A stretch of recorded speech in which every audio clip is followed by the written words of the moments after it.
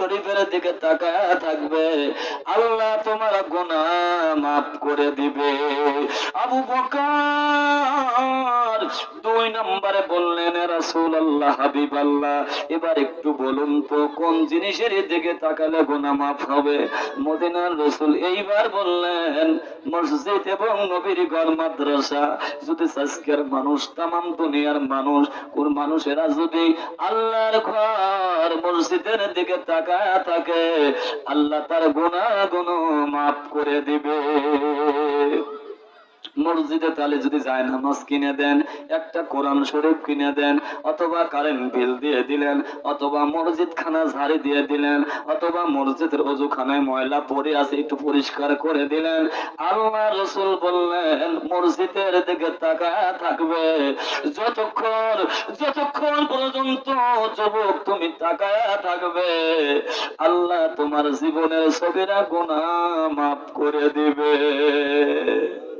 আমার ভাইজান বলেন তো মসজিদ দরকার আছে কিনা? আবু বকর ওই দিন বলেছিল, ইয়া রাসূলুল্লাহ, হাবিবাল্লাহ, এইবার একটু বলেন তো 3 নাম্বার কোন জিনিসের দিকে তাকালে আল্লাহ গুনাহ মাফ করবে? এ বন্ধুরি, আমার বাবা ভাই না,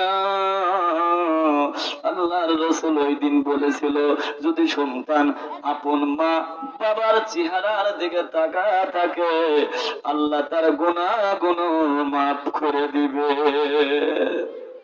কিন্তু ভাই অযুবক, আমার পিতৃ সমতুল্য মুরব্বীরা, এবার তো বলুন, রাসূল বললেন বাপ মার চেহারার দিকে তাকালে ডাক দিলে হজের সওয়াব পাওয়া যায়, সুবহানাল্লাহ।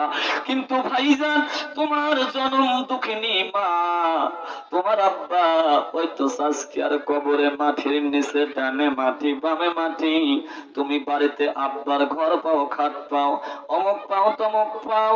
বাবা বেঁচে থাকলে তোমার এক জোড়া জুতো কিনে দেওয়া লাগতো, শীতের সময় শীতের পোশাক কিনে দেওয়া লাগতো।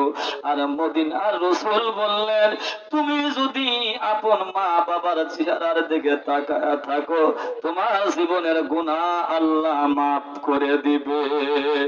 ভাইজান, ওই মা যার আজকের কবরে, আব্বা যার কবরে, আল্লাহর কোরআন শরীফ নিয়ে বললেন ইয়াসআলুনাকা মাযা আনফিকু